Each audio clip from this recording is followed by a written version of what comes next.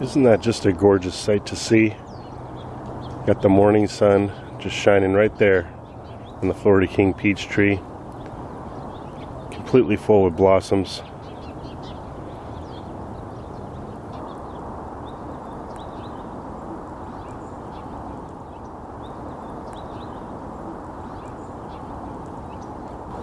And that tree there is the all-in-one almond.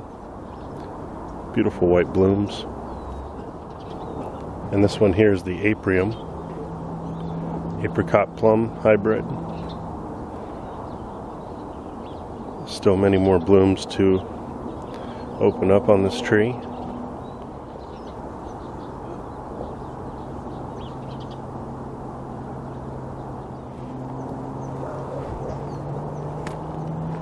And we did get pretty cold here last night.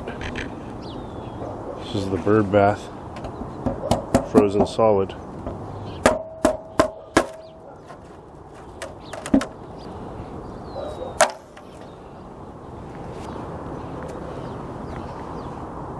Still got a lot of frost on these little transplants.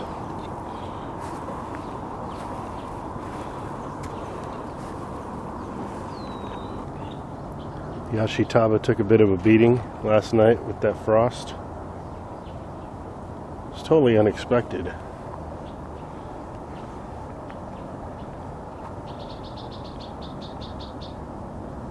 This should rebound nicely. So here we've got another kale tree-collared hybrid, and this was grown from the same batch of seeds as the main Dino tree kale over here, which I recently pruned of many of its leaves. So what I'm going to be doing now is the same thing I did with the Dino tree kale. I'm going to name this something else. I haven't come up with the name yet, but I'm going to thin out some of the larger leaves and allow some more sunlight to come in to shine in to the side branching, the lateral growth. And look at this. It's like a huge lacinato kale leaf. Just beautiful. And you know, I've been harvesting from these tree kales for months, using the little here, little there technique, spreading out the harvest. So it's pretty hard to ever even tell when I harvest because there's so many leaves on each one of these plants that by taking just one or two off of each, you never notice any difference in the plant structure. And here's what I'm talking about. This right here is one side branch that was covered by a larger leaf, at least in part. And now we're going to emphasize this.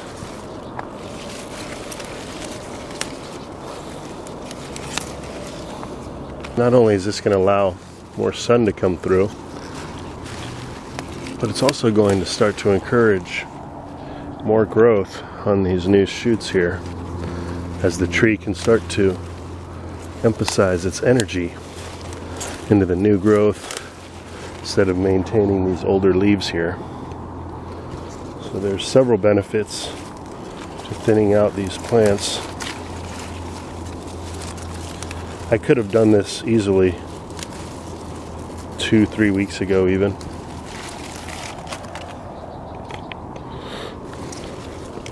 And I'm also going to be taking some cuttings off of here because there's too many branches coming off of the main stalk, which is a good thing. Each one of these branches can be propagated, cloned, to create an exact replica of this mother plant here, so we can preserve the DNA, continue. See, if you end up ever growing something like this amazing plant in your garden, I would encourage you to do your best to try to save the plant. Share it with others, which is my goal. It's already looking much better.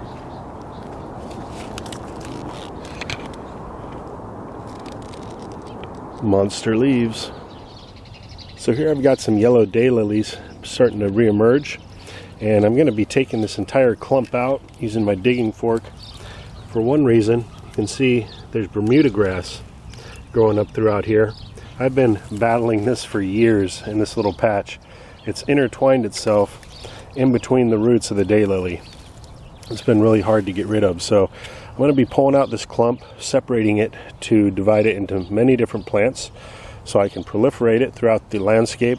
And I'm going to do a little bit of removal of the Bermuda grass as well as some sheet mulching and reclaim this area, making it prime garden real estate again. So this plant which has been growing here for years, it's actually come up really easy.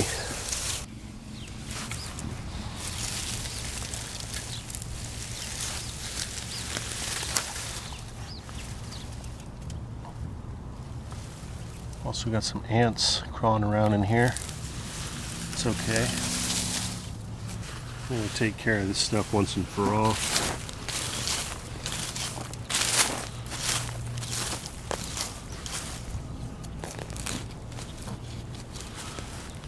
This stuff spreads under the ground. As you can see, just a little viable piece like this can really create a big mess out in the garden. So we're going to get rid of as much of this as we can pull out.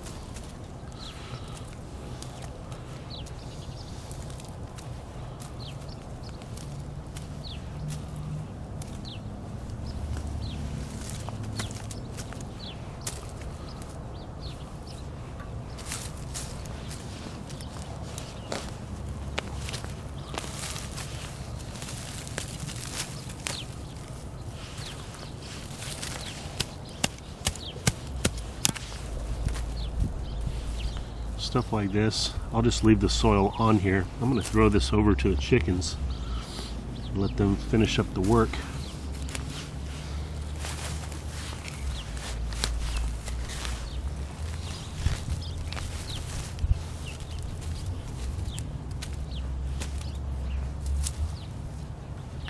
I just don't want any little viable pieces of root left in here. So I'd rather just remove some of the clumps soil, and like I said, let the chickens do the work.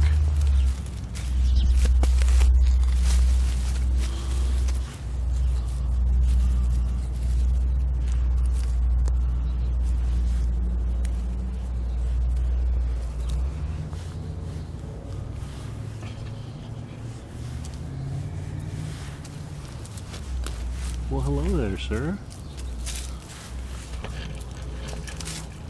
Did you come to say hi? That's a good boy. Oh, thank you. Yep, I'm just removing some weeds over here. Did you come to watch? You want to help? I'd appreciate a little help. What do you think?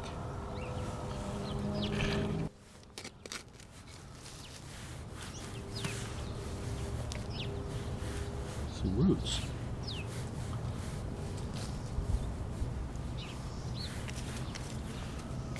You think you want to eat a little bit of this? Want to chew on some grass?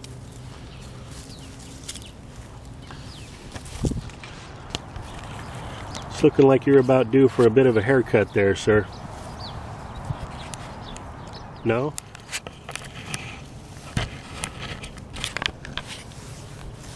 Have a good day.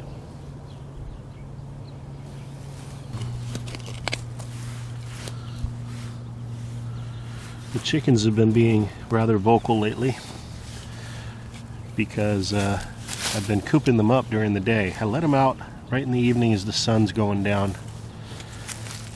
They like to roost up in the tree, smaller privet tree. Then I get up at the crack of dawn and they find their way back into the coop on their own to get some water and food. And I just close the gate.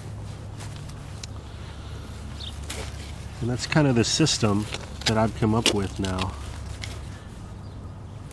After years and years of having backyard chickens and gardening, is that come late winter, early spring, if I can keep them for the most part contained, it gives me a chance to establish some of these younger plants from seed and transplant. And I can let them out a little later again, in a month or two, when everything is already well rooted and there's not much to worry about. They hadn't really been causing me any issues up until now. It's just that one of the mulches I've been using is straw. I really like using straw in the garden, and they are very attracted to the straw. Occasionally you'll find a few seeds in there and they'll shuffle through all the straw trying to find a couple seeds, and in the process they'll do some damage to the plants that way, and that's what I had to deal with a little bit this year. So this here is the straw that I've been using in the garden. I'm really happy with this product. This is a twice cut straw, so it's nice and small, and this is actually really made for when you're reseeding a lawn. It has some tack in it which helps keep the straw in place once it gets moist, but that tack is a natural guar gum agent, so biodegrades down just as the straw does. The straw itself is an all-natural product. I actually called the company because nowhere on the packaging does it actually say organic, and they assured me that the product is all natural. They haven't signed up for the certification. Yeah, no herbicides, no pesticides, and that's one concern that you should have if you're going to be using straw in the garden. Oftentimes, a lot of the straw that is grown with either herbicides or pesticides or both. So you want to be really careful you're not bringing that stuff into your garden. And I picked this up over at Tractor Supply for $12, and you can get it on Amazon for about $20 with free shipping. And let me show you what it looks like.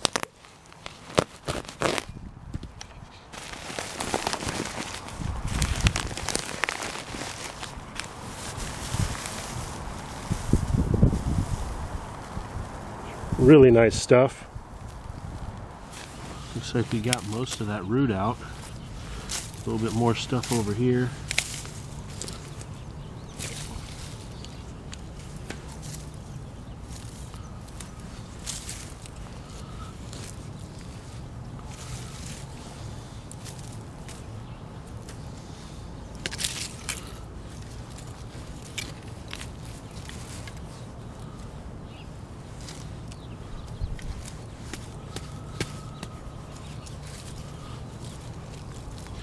But yeah, the chickens, they don't seem to mind too much being in their chicken run. There's a lot of growing plants there they munch on.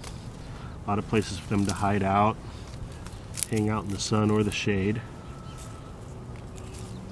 It's clean. There's some supplemental chicken crumbles and chicken feed they like to eat. I've been throwing them over some rice too, just to help keep them satiated. They're used to just having free range over the property. So generally what causes them to be the most vocal is when they start laying eggs. They're looking for a place, and even though I've got the bowling alley locker nesting boxes in there, I found they're actually the most content laying their eggs in private,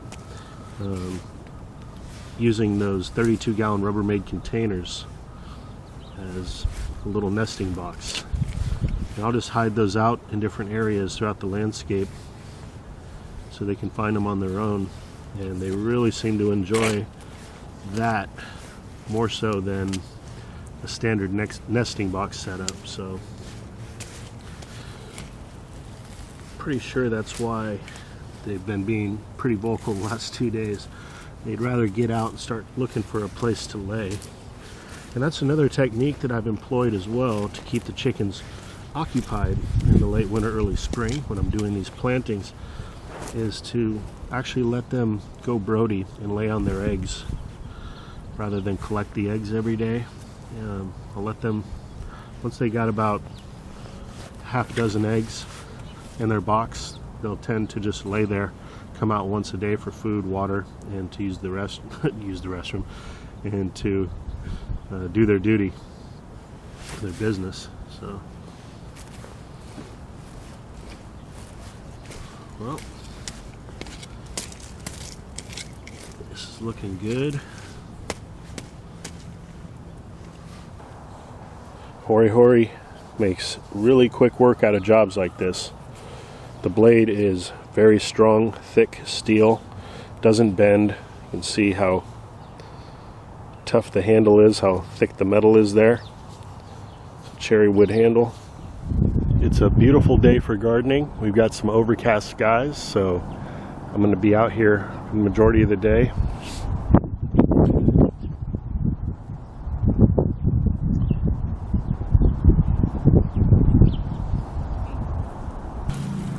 You can see how weeds from that root have just worked their way into here as well. So anyway, I'm going to take my hori and break this up a bit.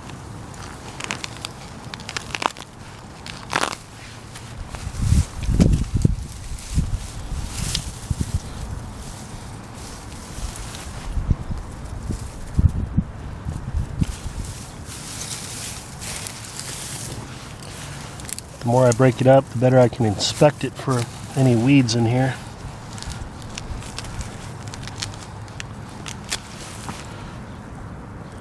Get rid of that.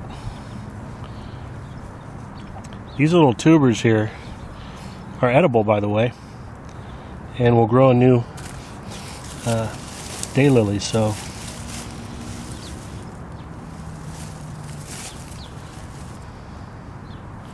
I think we got all the roots out of this bunch. Take some of that dead, older growth out of here, clean it up a bit.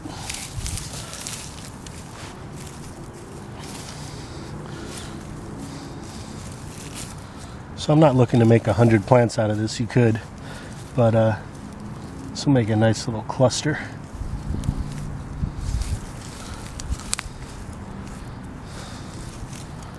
Yeah, I'll plant this right back in the same spot.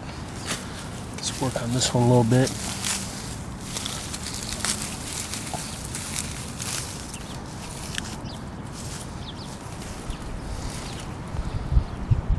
That's a weed root. So let's break that open.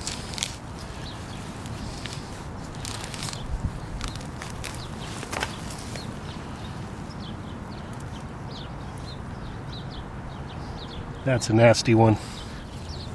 Now, as long as I've broken up this soil, I might as well take an opportunity to give it a little bit of a feed. I picked up a few bags of this the other day, got it on sale for $3.39. It's 4 pounds, and this is 444 NPK. So this will work good. This is a granular fertilizer, and I'll put about half to 3/4 of a cup.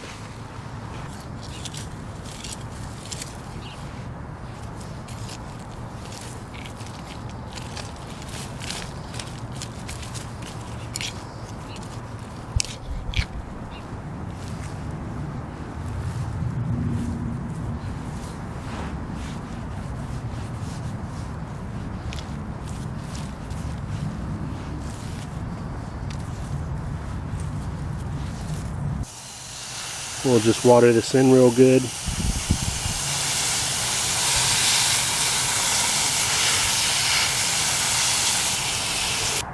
You know what? I really like these thumb levers that you see on a lot of the spray nozzles these days. It's really ergonomically suitable. Makes it easy to adjust depending on how far or close you are to the plant. So as I get closer, I'm turning it down. As I go further away, I'm turning it up.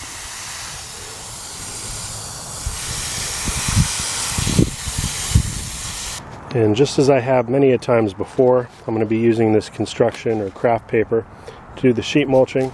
Boy, this stuff really does come in handy.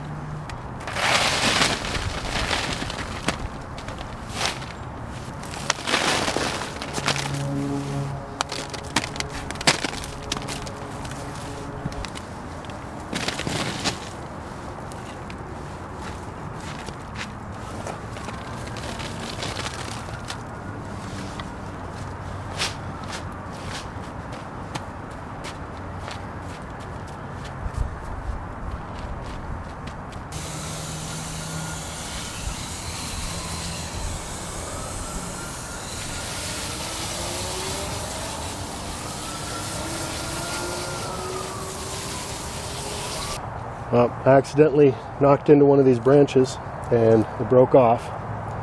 That's okay. I'm going to harvest these leaves and take a cutting from the tip here and just plug that into the ground. We'll get a new tree from it. As far as this goes, I'm just going to break off all of the leaves on the side.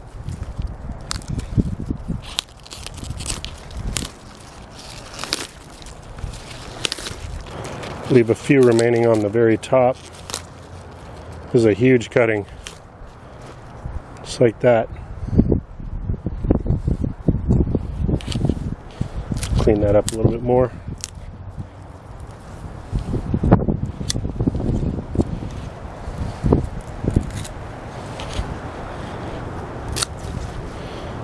There it is. This is just about guaranteed to grow a new tree if all I do is just stick it into the dirt somewhere. I'm thinking back over here should work good.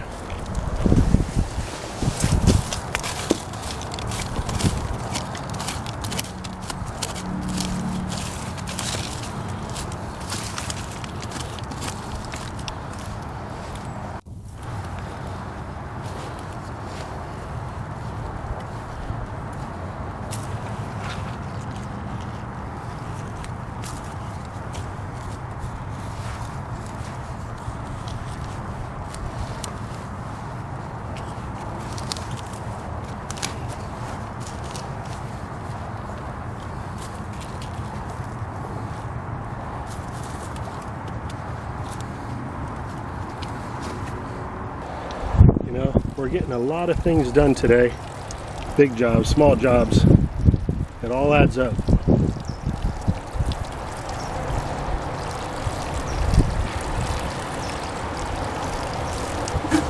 Welcome home. You got to make sure I get all these weeds out of here. Don't want them to take root again.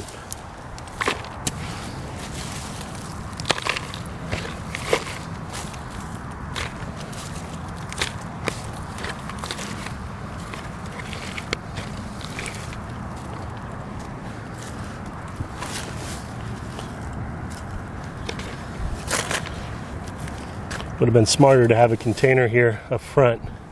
Sometimes it's just how it goes. Come across a job that needs to be done and I just go for it.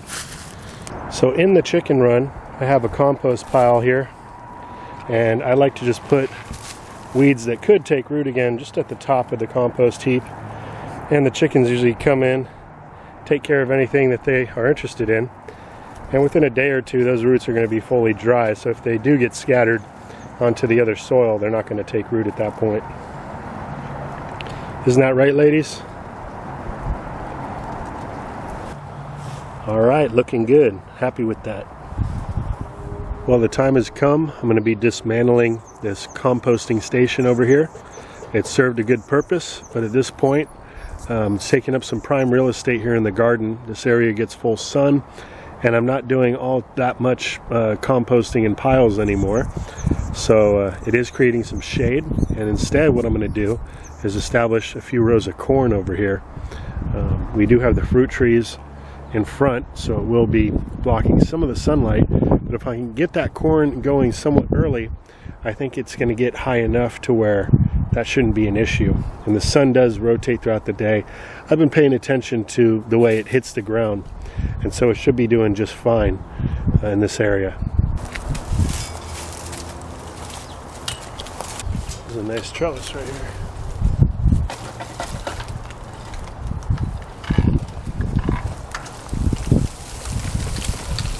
You can see that's how I attach the chicken wire to these pallets.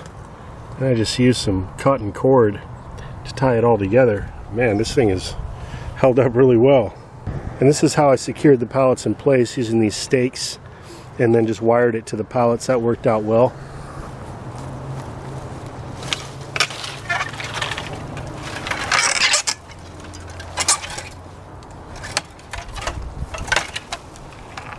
See how the bottoms there have rotted out pretty good, but still held up really well for several years.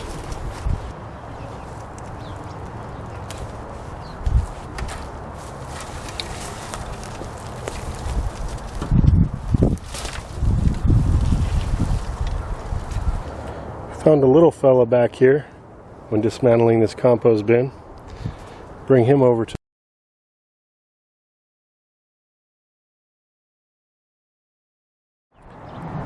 Alright, so everything's taken down now. Still got a little bit of cleanup to do over there, but I'm liking it. Got a nice workable patch now over there, and I'm glad to have knocked out another job on my list. So check this out. I just planted this Dino tree kale that I grew from cutting in this spot intentionally right here next to this young pawpaw tree.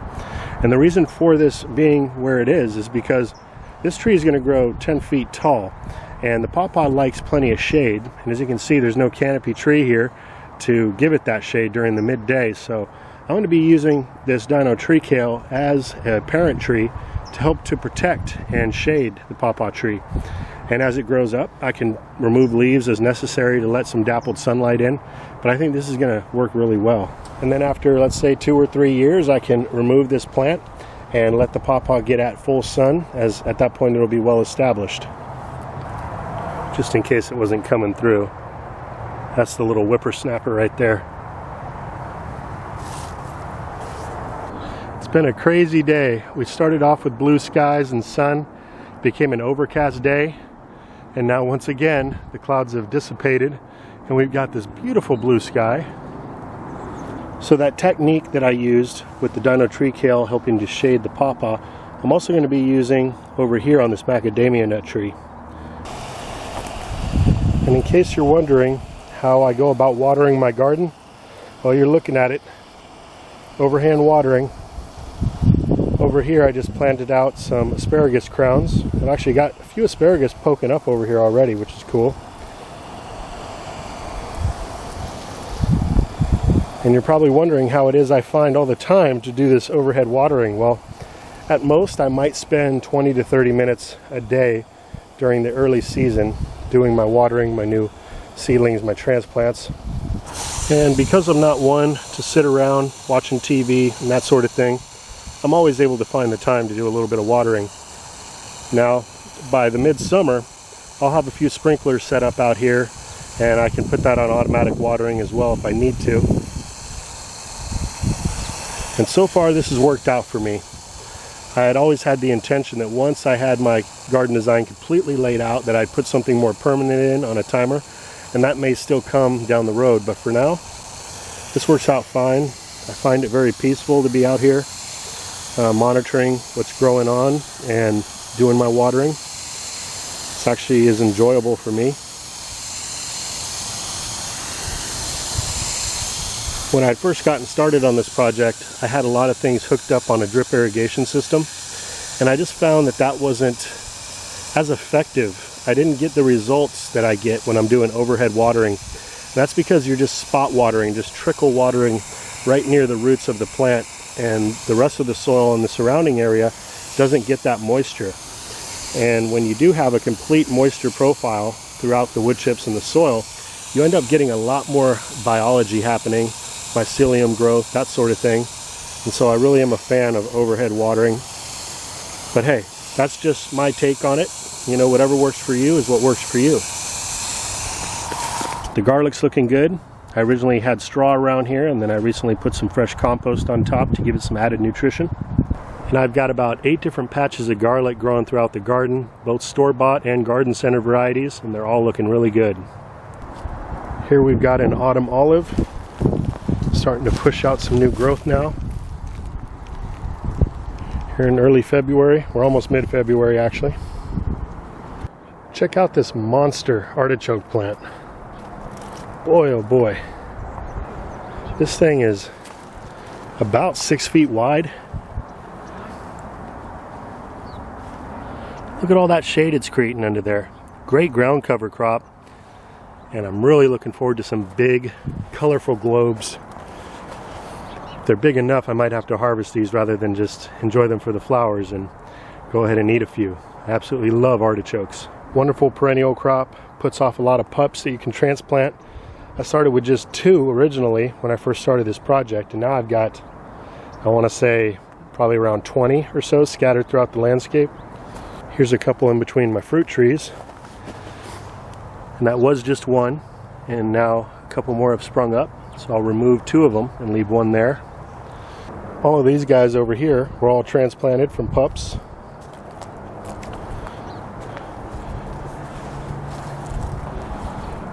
Gonna have a nice little patch of artichokes back here. If any of them get nearly as big as that other one though, it's gonna be severely overcrowded. And here's an exciting update, guys. Remember that ashwagandha? I was wondering if it was gonna overwinter and perennialize here, zone 9B. Check it out. See here, we've got some nice fresh green growth coming out. Got some over there. Here's another plant. You can see some of that green growth actually got damaged with that cold weather we had last night. There's still some fresh stuff coming up there. And I'm getting the same positive results on all the 5 plants that I left in the ground from last year. So I just received some more Moringa seeds in the mail the other day. I got this off of Amazon.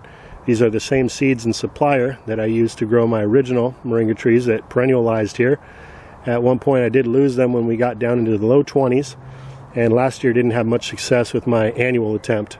So I'm going to be reseeding again, and hopefully this year we'll have success, and whether they're annuals or perennials, either way, I look forward to harvesting some fresh Moringa. The Bocking 14 comfrey is re-emerging all over the place where I planted it. This here is on top of a hugelkultur. And there's another plant right next to it. Here's another one starting to come out here. Some more here.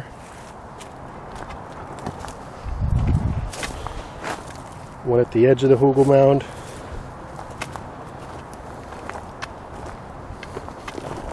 A couple more plants on the edge of this mound. So I can't complain, guys. Life is good. I'm enjoying my day out in the garden. Happy to have you guys come along with me today. I hope everyone had a great weekend and you found some time to spend out in the garden. Until next time, this is Dan from PlantAbundance.com. Take care. I'll be talking to you again soon.